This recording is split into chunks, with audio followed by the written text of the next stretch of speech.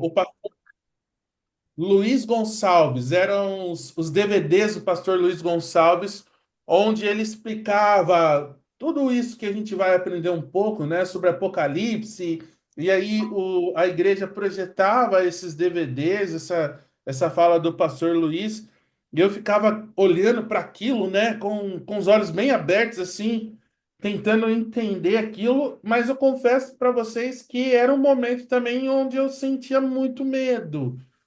Porque essa palavra apocalipse pode gerar medo, pode gerar até mesmo ansiedade em alguns, né? Você fala apocalipse, você está ligando o apocalipse ao final do mundo, as coisas que vai acontecer, aí vem decreto dominical, Papa, nossa, mas agora o Papa morreu, meu Deus, o que está acontecendo? E isso vai gerando cada vez mais medo, ansiedade nas pessoas.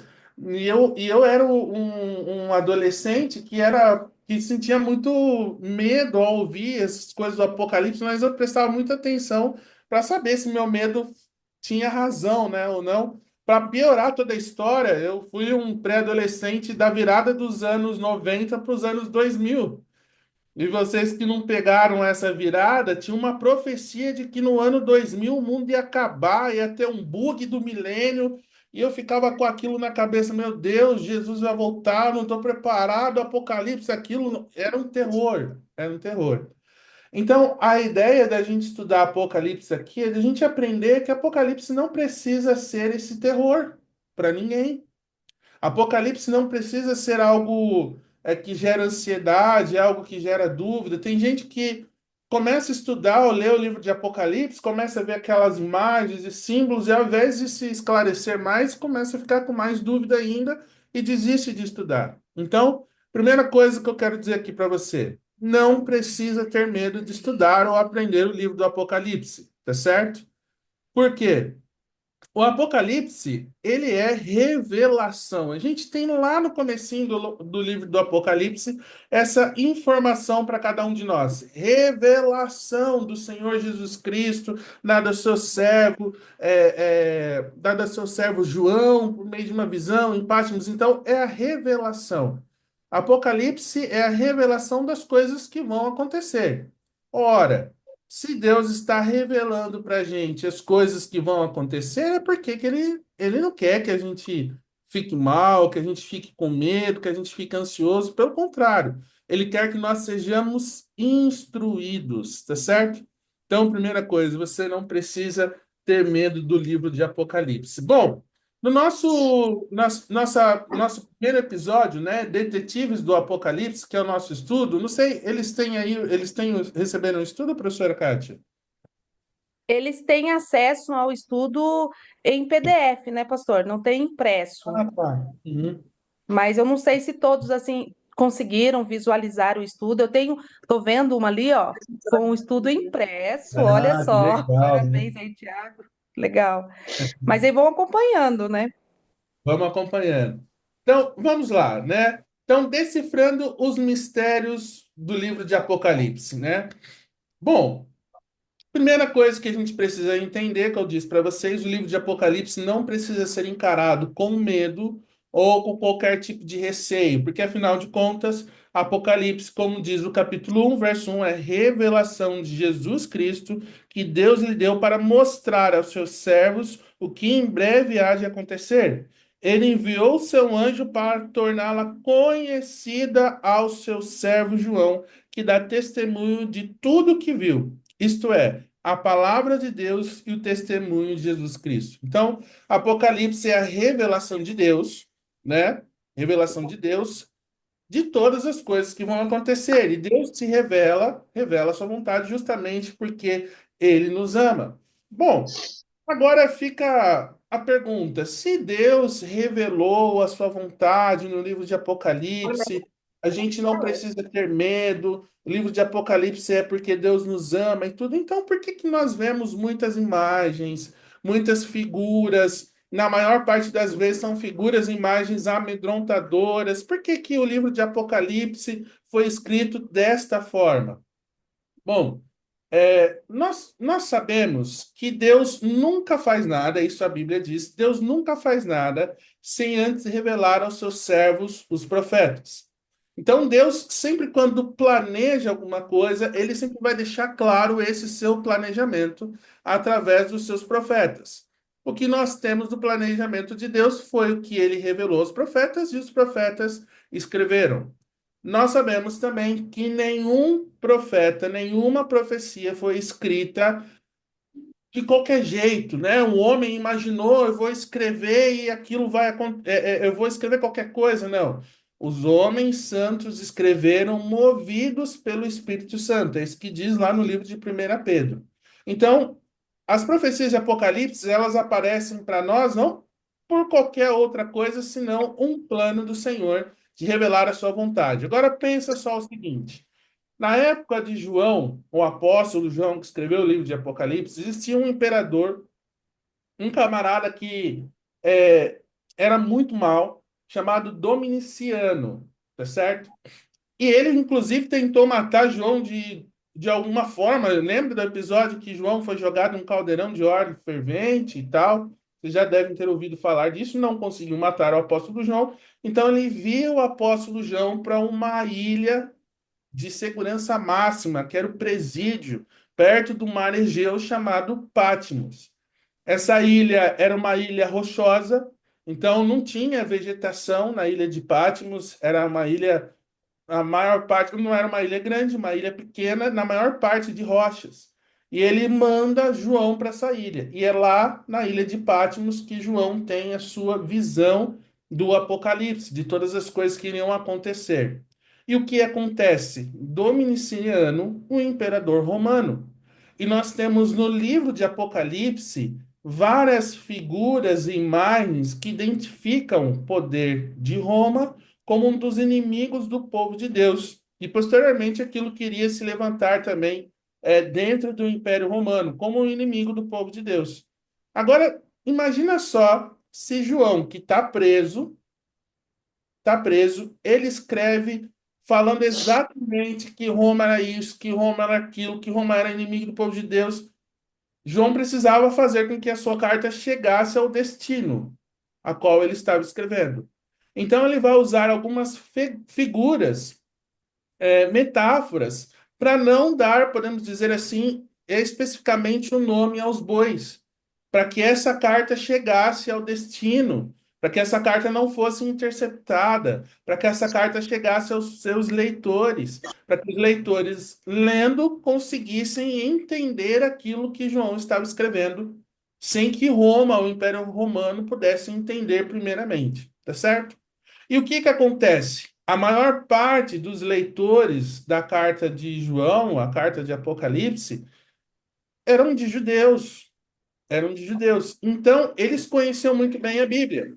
Por isso que nós vemos no livro de Apocalipse muitas referências do Antigo Testamento, que era a Bíblia que a igreja da época conhecia.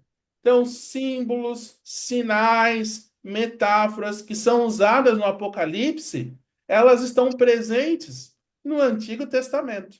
Então, nós temos algumas regras que nós precisamos guardar em nossa mente quando nós vamos estudar o livro de Apocalipse. Primeiro, entender isso. Nós vamos encontrar muitas figuras de linguagem, muitos símbolos, muitas metáforas, mas era um meio de que João usou para que a sua carta chegasse aos seus leitores, ao destino. Essas figuras de linguagem, essas imagens, elas estão na própria Bíblia. Então a gente não precisa olhar para o livro de Apocalipse e procurar resposta para essas linguagens, para essas figuras, em outros lugares, senão na própria Bíblia. E a gente vai ver, eu vou até passar uma lição de casa para vocês fazerem esse exercício. Então, olha só que interessante.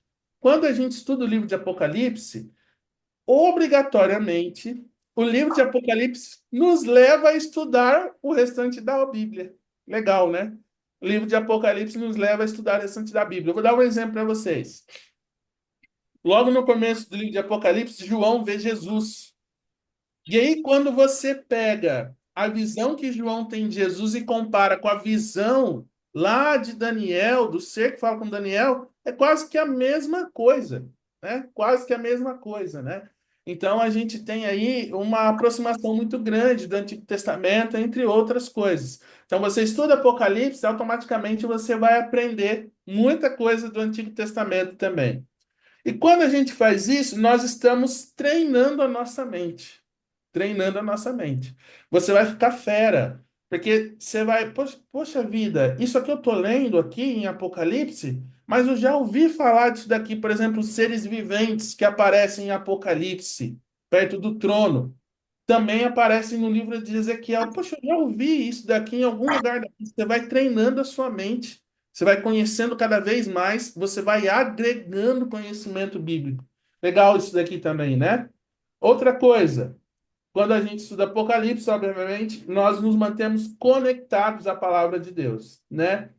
E revela ao Apocalipse, revela aos servos as coisas que em breve devem acontecer. Isso daqui é um ponto muito importante desse nosso começo aqui, meus queridos amigos, meus consagrados. Capítulo 24 do livro de Mateus, a gente encontra ali o sermão profético de Jesus. Sermão profético de Jesus. No sermão profético de Jesus, ele está falando ali as coisas que iriam acontecer, respondendo a pergunta dos discípulos, né? Senhor, diga-nos quando isso vai acontecer, né? E Jesus fala, né? Não ficará pedra sobre pedra em relação ao templo e tudo mais. Aí os discípulos, eles ficam, poxa vida, Senhor, diga-nos quando isso vai acontecer, quais são os sinais da sua vinda. Então Jesus começa a dar ali um monte de sinal que aconteceria, de coisas que aconteceriam antes da sua vinda. Sabe qual é um dos sinais que Jesus dá? Levantar-se-ão muitos falsos mestres que enganarão muitas pessoas. Então, para você não ser enganado por esses falsos mestres que se levantarão um pouco antes da volta de Jesus, você precisa conhecer as Escrituras, não acha? Precisa conhecer as profecias. Então, o Apocalipse é a forma de Deus dizer assim: olha, filho, eu estou mostrando para você exatamente o que vai acontecer para que ninguém te engane. Então, eis aí uma das principais razões de você aprender Apocalipse, para você não ser enganado por falsos mestres, por falsos profetas que se levantarão um pouco antes da volta de Jesus. Pessoas que interpretam o livro de Apocalipse com nada a ver com aquilo que o livro ensina, com nada a ver com aquilo que a Bíblia ensina. Então, como a gente vai saber o que é certo e o que é errado? Estudando, estudando, tá certo? Alguém tem alguma dúvida até aqui? Todos entenderam bem? Tá certo? Bom, pastor, a gente vai estudar Apocalipse e como que deve ser, como que a gente deve começar o nosso estudo de Apocalipse? Primeiro, toda a Bíblia você tem que fazer isso, é meio que um ritual. Você não pode estudar a Bíblia sem antes fazer uma oração. Sabe por quê? Aquele texto de 1 Pedro que a gente leu, tá certo? Deus revelou aos homens a sua palavra. Quem revela a palavra aos homens é o Deus Espírito Santo. Quando a gente ora, nós estamos pedindo a iluminação do Espírito Santo para a gente entender aquilo que tá se passando ali no texto, né? Para que Deus nos dê humildade. Outra coisa, lembra lá em João 14, Jesus diz assim, ó, o Espírito fará vocês lembrarem de tudo aquilo que eu vos ensinei. Então, o Espírito nos faz lembrar dos ensinos de Jesus. Então, quando a gente ora clamando para o Espírito Santo, ele vai iluminar o nosso estudo da Bíblia, vai fazer a gente lembrar os ensinos de Jesus, vai fazer a gente ter a humildade para entender aquilo que a Bíblia quer nos ensinar. Então, isso em toda a Bíblia, tá? Não é só no estudo do livro de Apocalipse, não. Quando você for estudar toda a Bíblia, o livro que você for estudar, peça iluminação do Espírito Santo, tá certo? Bom, um outro passo quando a gente vai estudar as Escrituras. Um assunto das Escrituras deve ser interpretado em harmonia com o conjunto de ensino de todos os outros livros. Lembra que eu falei para vocês que lá no livro de Apocalipse existem muitas imagens do Antigo Testamento? Em outros livros do Novo Testamento também. Então, o assunto das Escrituras deve sempre ser interpretado em harmonia com os outros textos. Então, se eu tenho um texto do livro de Apocalipse que eu preciso de ajuda para entender o que aquele texto quer dizer, eu vou buscar lá no Antigo Testamento a explicação desse texto, ou no Novo Testamento a explicação desse texto. O que precisa acontecer, meus consagrados, é a harmonia. Não pode ter uma explicação que esteja em desarmonia com o restante da Bíblia. Não pode acontecer isso, tá bom? Precisa ter harmonia. Por quê? A Bíblia é a sua própria intérprete. A Bíblia é a sua própria intérprete. Então a gente não precisa de outras ferramentas. Nós temos na Bíblia a interpretação daquilo que nós podemos aprender, tá certo? Devemos dar sentido literal às declarações da Bíblia, a não ser que haja clara indicação de serem elas simbólicas ou figurativas. Então, nós temos, por exemplo, mensagens figurativas, são parábolas. Mensagens simbólicas. Daniel e Apocalipse tem muito símbolo, tem muito símbolo. Vamos ver alguns aqui, e aí fica a nossa lição de casa. Quem está com a Bíblia aí? Quem está com a Bíblia é fácil. Tá desligado. Levanta aí a sua Bíblia. Muito bem. Tiago Marques, é isso? Abre aí em Apocalipse 17:15.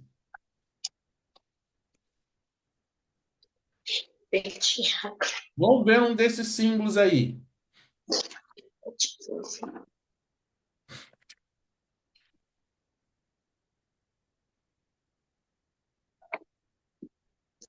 Abriu? Apocalipse 17:15. É para ele ler? Por favor. Isso? Olha lá. Então o anjo também me disse: as águas que você viu, onde a prostituta está sentada, são nações, povos, raças e línguas. Olha só que interessante. Então, a gente já tem aqui uma imagem e a explicação dessa imagem. Na visão que João tem, o anjo está explicando aqui para ele: olha, as águas que você viu, qual que é a imagem que está usando aqui? Água. Qual que é a explicação, o significado de água? Muitos povos. Muitos povos, nação e tudo mais, né? Multidões, línguas. Então, água no Apocalipse, mar, água, essas coisas, sempre vai significar povo, nação e tudo mais. Vamos para um outro aqui, ó. Deixa eu ver quem mais está com a Bíblia aí. Eu. Como que é seu nome? Aqui no vídeo está Orlando Soares. Como que é seu nome? Filho? O meu nome é Ana Vitória. Ah, Ana Vitória. Não É do combinava mesmo com meu Orlando. pai o nome. Ah, tá bom. Um abraço aí, Orlando. Ana, abre a sua Bíblia aí no livro de Efésios, no capítulo 5, versículo 22 e 25. Efésios 5, 22 e 25.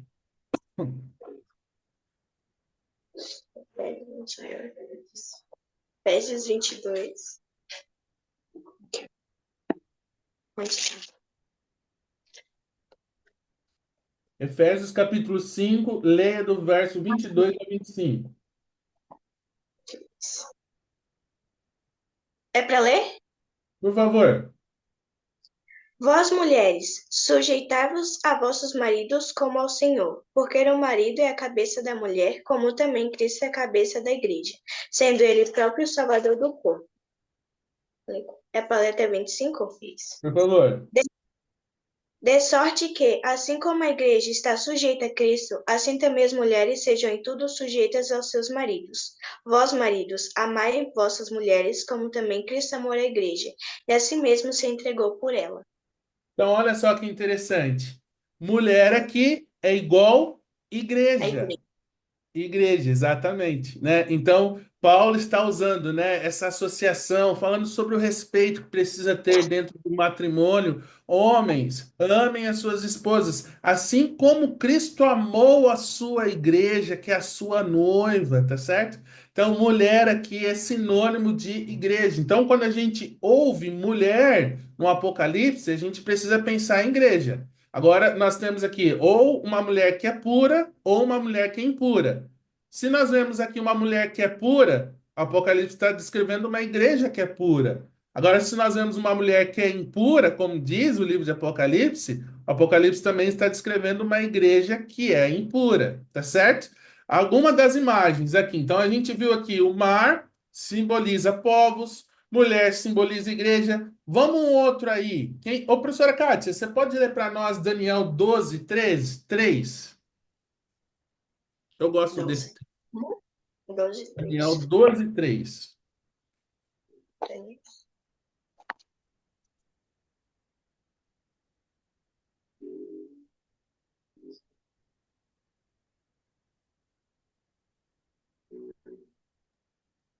Posso ler, pastor? Daniel 12, 3, né?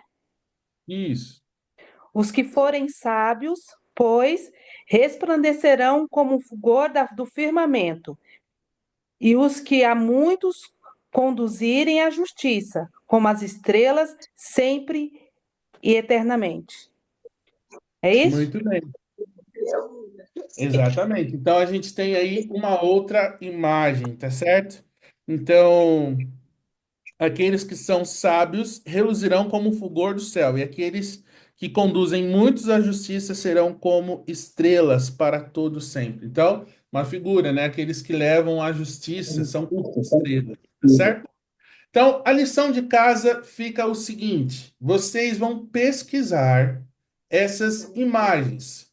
Tem caderno aí? Tem caderno aí? Vocês vão pesquisar o significado dessas palavras, o que significa biblicamente essas palavras, tá bom? Mar, vai anotando aí. Mar, Chifre, chifre, isso, chifre, significa biblicamente essas palavras. Dragão, diabo, isso aí. Estrelas, diademas, esse diadema, você disse não? Diademas é fácil. Ah, diademas é no cabeças, mulher, igreja. Cabeças, ventos, mulher, igreja. Mulher, vento, vento, dia, diga. cordeiro, É diga ou é o quê? É diga? dia, aham, Ai, dia. dia, Diga. Dia. cordeiro, Cordeiro. cauda, Calma. Deixa eu ver o que é isso. blasfêmia, Blasfêmia. Ah, blasfêmia. estrela, Estrela. meretriz, Meretriz. abismo, Abismo. Sombra. ceifa, Sei. besta ou animal. Uma cabeça. Coloca assim, besta barra animal. Escola. E tempos. Tempos. Tempos e anos, né?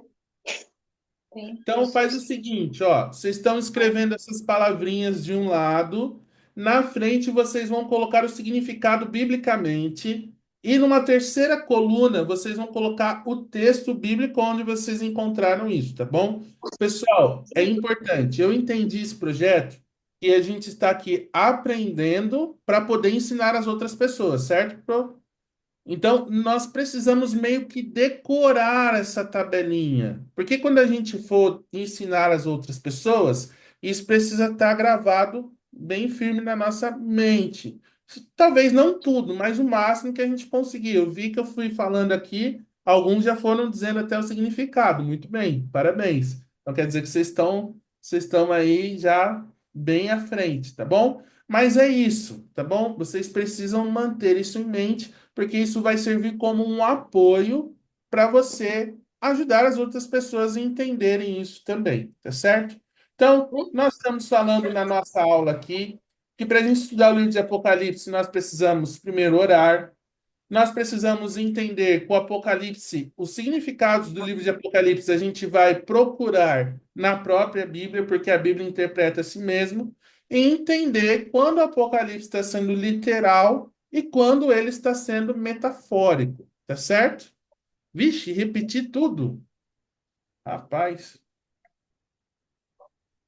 Talvez, se eu escrever aqui no chat, fica melhor, né? Porque daí fica para todos, né? Todos na reunião. Vou escrever aqui, ó. Pastor, eu mandei as imagens no grupo. Tá no Então, Ah, você mandou. estudo. Ah, tá então, no estudo, isso maravilha. mesmo. Também está no estudo, exatamente. Muito bem. Ah, também.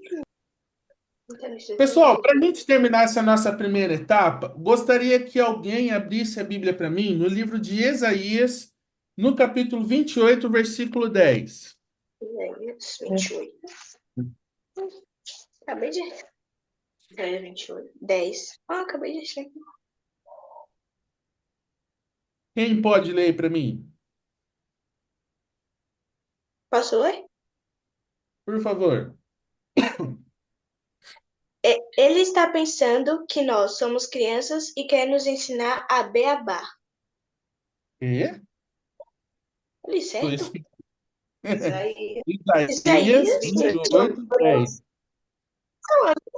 Eu li certo. Vou ver que a minha tradução é Acho que a sua diferente. linguagem é diferente. É, Eu vou ler aqui, ó. Pois o que se diz é ordem sobre ordem, ordem sobre ordem, regra e mais regra, um pouco aqui e um pouco ali, tá certo? Então, para a gente entender o Apocalipse, a gente precisa entender esse princípio da Bíblia, tá bom? Então, a gente vai encontrar ordem sobre ordem, regra sobre regra, um pouco aqui, um pouco ali. Então, um assunto no Apocalipse a gente vai comprovar com outro texto lá no Antigo Testamento. Por isso que é importante a gente gravar o que significa essas imagens, esses símbolos, tá certo? A Bíblia se aprende assim. A Bíblia se aprende assim, tá bom? Bom, nós estamos terminando essa nossa primeira sessão e eu termino aqui com a minha decisão. A decisão para todos nós, né? Desejo praticar os ensinos da palavra de Deus em minha vida. Vocês desejam praticar os ensinos da palavra de Deus na vida de vocês?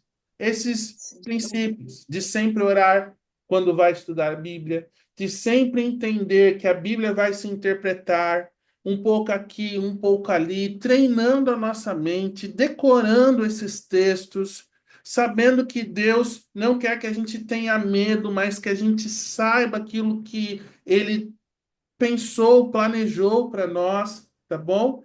Então, se vocês querem tomar essa decisão de praticar esses princípios para a vida de vocês, a estudarem a Bíblia, sim?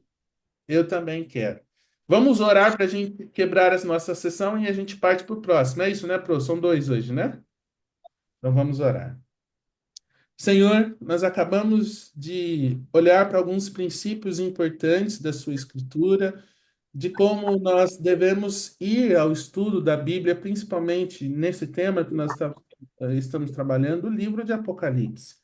Nós devemos ir com um espírito de oração, pedindo para que o Espírito Santo ilumine o nosso estudo, nos faça lembrar os ensinos de Jesus, nos faça recordar aquilo que a gente já aprendeu da tua palavra.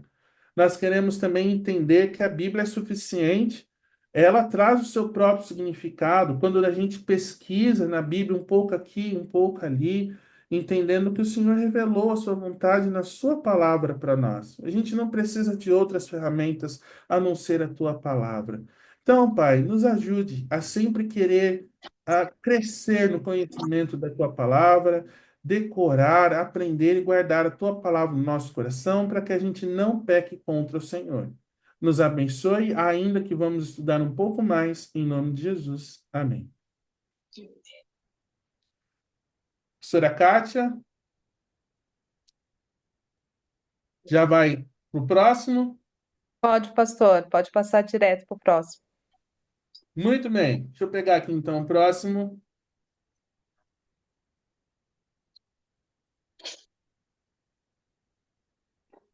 Bom, então vamos lá. Esse aqui, quando eu olhei o título desse aqui, eu achei engraçado, porque fala de uma série aí, né? Game of Thrones. Talvez não seja muito indicado para classificação de idade daqui, mas basicamente essa série fala sobre um o nome já diz, né? Game of Thrones, o jogo dos tronos, né? É uma guerra que existe entre clãs para alcançar o tão sonhado trono de ferro, né? Ou resistir àquele que está sentado no grande trono de ferro, que é a nação mais poderosa do momento e tudo mais, né? E eu achei engraçado isso daqui porque foi uma abordagem muito inteligente, porque é exatamente isso que a gente vê acontecendo no início do grande conflito, né? É exatamente isso que a gente vê acontecendo. Uma guerra para ocupar o trono. Guarde isso na sua mente. Grande conflito é uma guerra para ocupar o trono de adoração. Beleza? Essa é a primeira informação que você precisa gravar aí, tá bom? Aconteceu isso no céu. Abra sua Bíblia aí, capítulo 12 do livro de Apocalipse. Vamos ler juntos. Capítulo 2 de livro da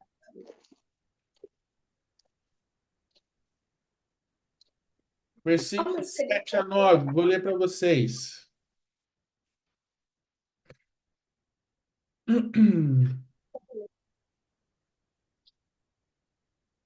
Abriram? Conseguiram achar aí? Versículos 7 a 9 diz assim: Houve então uma guerra nos céus. Miguel e seus anjos lutaram contra o dragão, e o dragão e seus anjos revidaram. Mas esses não foram suficientemente fortes, e assim perderam o seu lugar nos céus. O grande dragão foi lançado fora. Ele é a antiga serpente, chamada Diabo ou Satanás, que engana o mundo todo. Ele e os seus anjos foram lançados à terra. Muito bem, vamos começar a aplicar aqui os princípios que a gente aprendeu no estudo anterior. Aplicação da metáfora, do uso de imagem. Quem é o dragão aqui? Satanás. Satanás, a antiga serpente. A aplicação do conceito de um pouco aqui, um pouco ali. Onde é um outro texto da Bíblia que você ouve essa palavra de serpente que engana as pessoas? Onde é? Gênesis. Exatamente. Parabéns, está vendo aí como a gente, ao longo do nosso estudo, a gente vai aplicando os princípios, imagem, um pouco aqui, um pouco ali. Em Gênesis, nós vemos isso acontecendo. É uma guerra, né, de adoração. Bom, você já sabe que o dragão representa o diabo. Agora, aparece aqui, nesse pequeno trecho, um outro personagem, tá certo? Esse personagem tem o nome, Miguel. Houve então uma guerra nos céus. Miguel e seus anjos lutaram contra o dragão. Quem que seria esse Miguel? Jesus. Jesus. Vamos à Bíblia para a gente confirmar essa ideia? Vamos lá então. João 10:30. Procura aí, Sofia. João 10:30. Eu Eu acho, tá bem?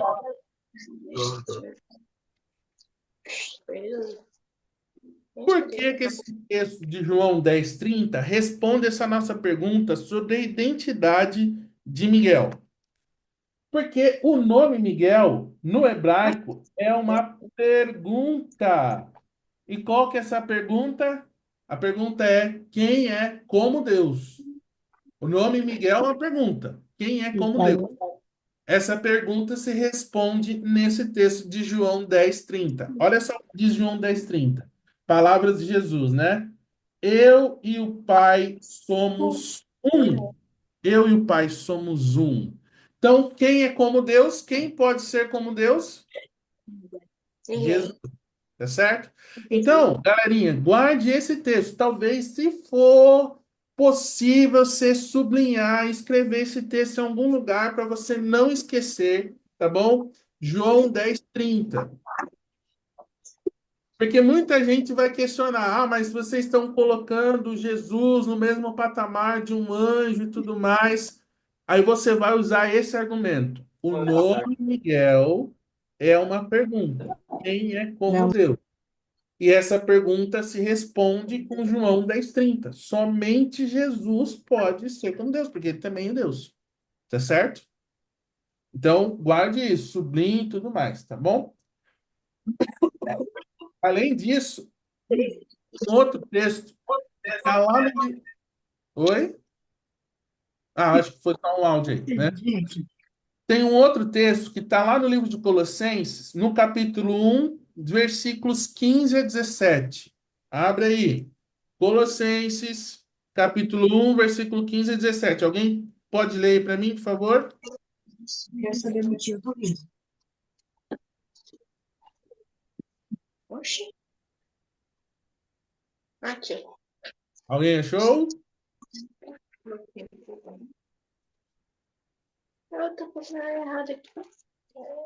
Achei. A Lisley achou? Uhum.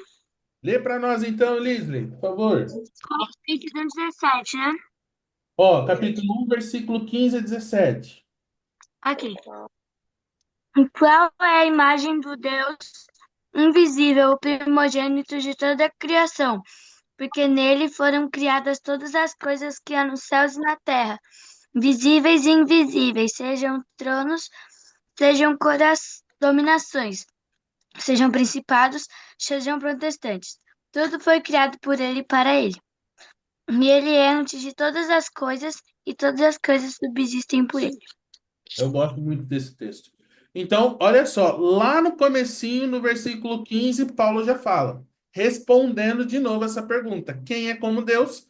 Ele é a imagem do Deus invisível, primogênito de toda a criação. Então, só Jesus pode ser como Deus, né? Nele tudo subsiste. Eu adoro esse texto. Paulo está dizendo que todas as coisas foram criadas por Jesus. Ele está usando a mesma linguagem de João no capítulo 1, prólogo de João, tá certo?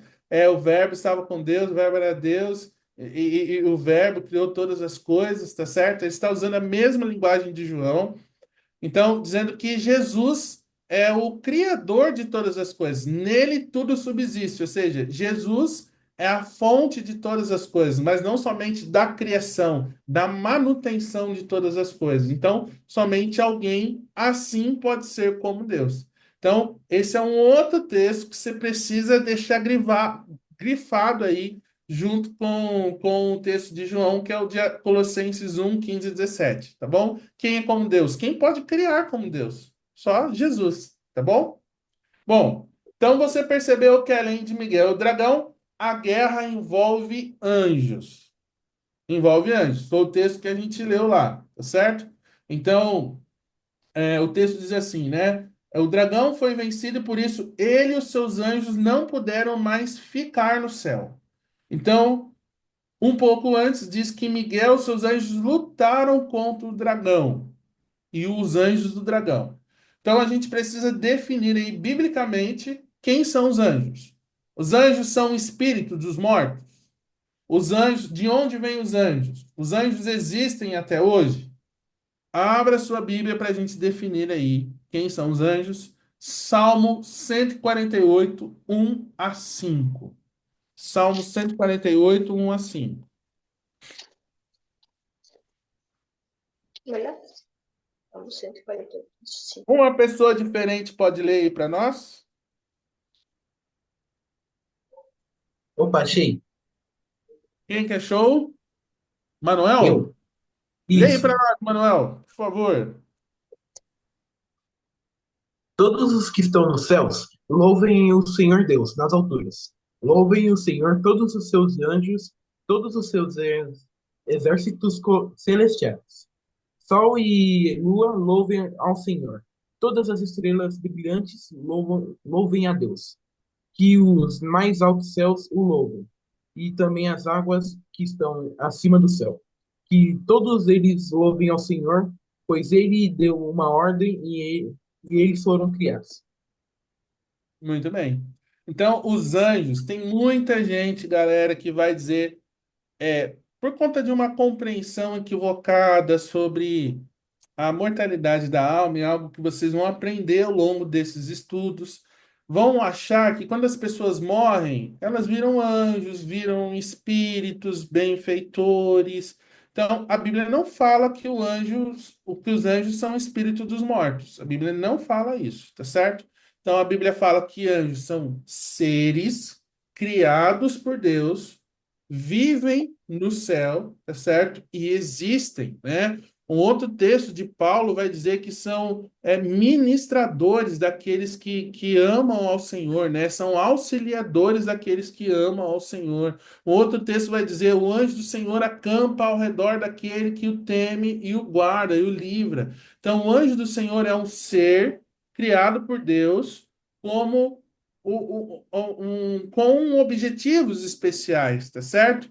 Um deles são guardar a sua criação, que somos nós, tá certo? Um outro, um anjo, ângelos, mensageiro. Então, o anjo pode ser entendido como um mensageiro do Senhor. Então, nós vemos na Bíblia, principalmente aqui no livro, nos livros que falam sobre profecia, os anjos trazendo mensagens do Senhor para os profetas, tá certo? Então, quando Adão e Eva pecaram, eles foram expulsos do céu e foram colocados anjos para guardarem. Eles foram expulsos do jardim, desculpa. E foram colocados anjos para guardarem o jardim. A primeira morte vai acontecer só depois, com Caim e Abel. Então, não tem lógica as pessoas dizerem que os anjos são espírito, pessoas que morreram, tá certo? São seres criados por Deus com a função de proteger as suas criaturas, que somos nós, e também com a função de mensageiros do Senhor, tá certo? Esses são os anjos, tá bom? Mas por que houve guerra entre os anjos? O que que aconteceu? Agora a gente já está indo para o finalzinho do nosso estudo de hoje, tá bom? Queridos, essa rebelião envolveu todo o céu, todo o céu. Abra aí a sua Bíblia no livro de Ezequiel, no capítulo 28, versículo 14.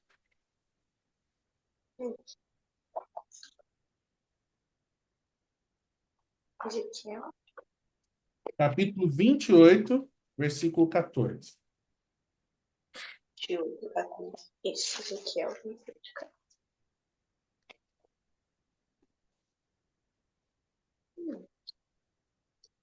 28.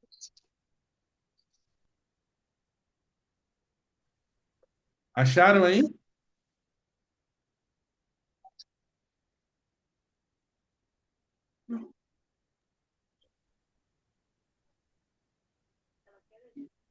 Vou ler Acharam?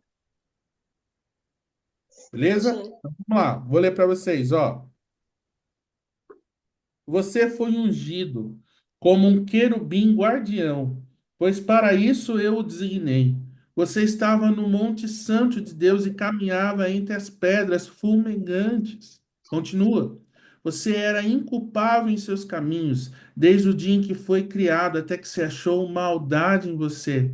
Por meio do seu amplo comércio, você encheu-se de violência e pecou. Por isso eu lancei humilhado para longe do monte de Deus e os expulsei, ó querubim guardião do meio das pedras fumegantes. Olha só que interessante, né?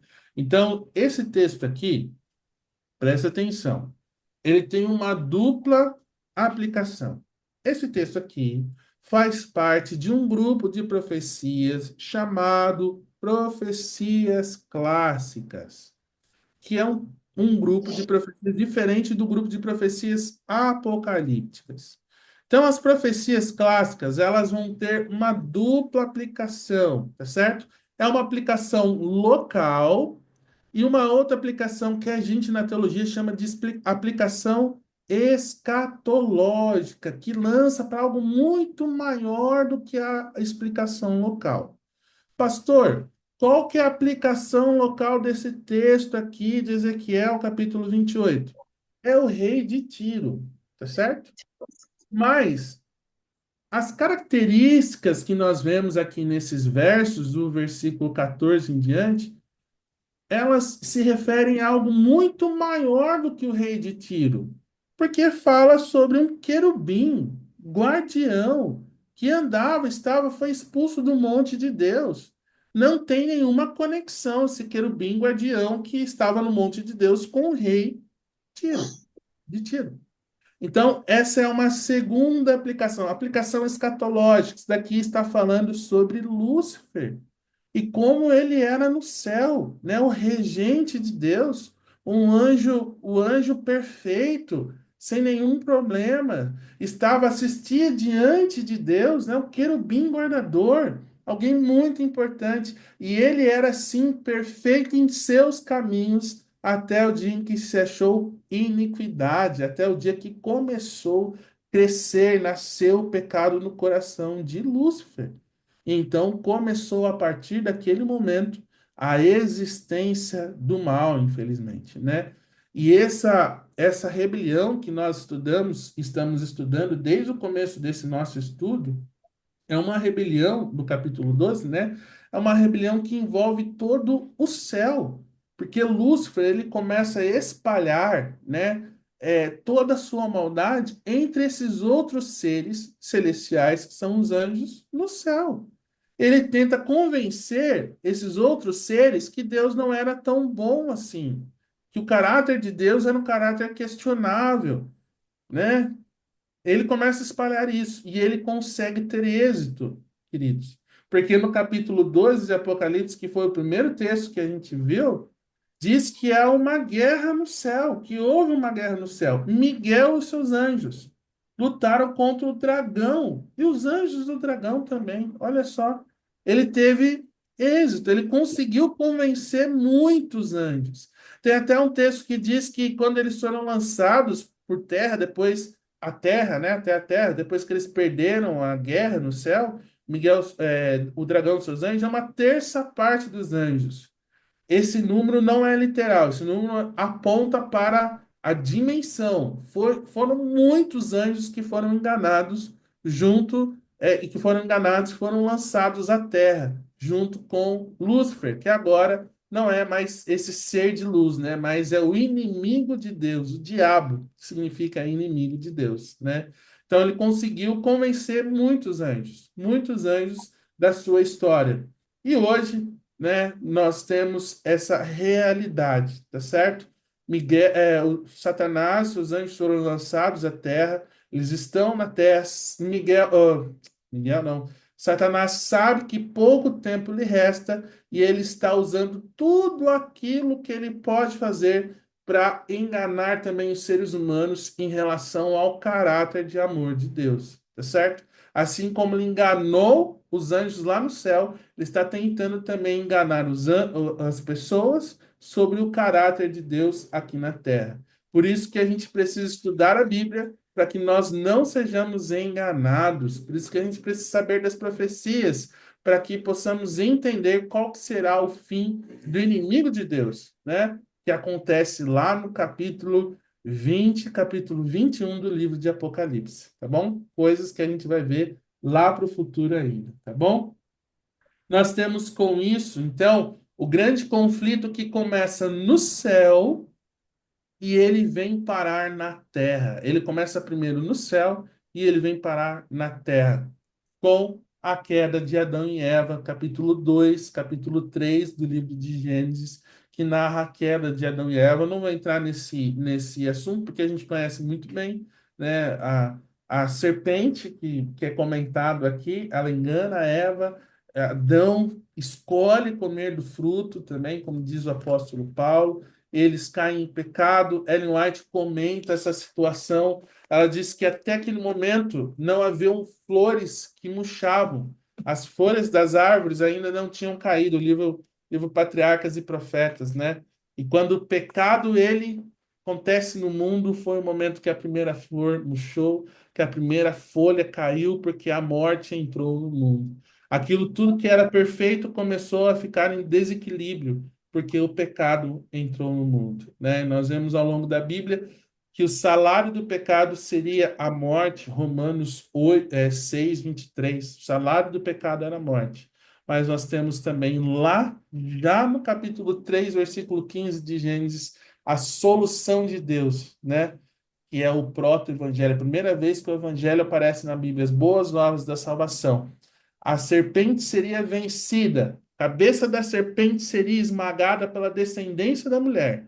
Mas antes de ser esmagada pela descendência da mulher, a serpente abocanharia o calcanhar da descendência da mulher. Seria uma vitória da descendência da mulher, mas é uma vitória com custo de muita dor e sofrimento. Onde é que Satanás foi vencido de uma vez por todas, mas com muita dor e sofrimento? Onde foi? Na cruz. Na cruz. É lá, logo quando acontece o grande conflito, entra no mundo, quando o pecado entra no mundo, Deus também já apresenta a solução do que Cristo iria fazer por nós. Iria vencer o inimigo, vencer a morte de uma vez por todas, porém seria uma vitória com muita dor e sofrimento, que foi o que aconteceu na cruz de Jesus, tá certo?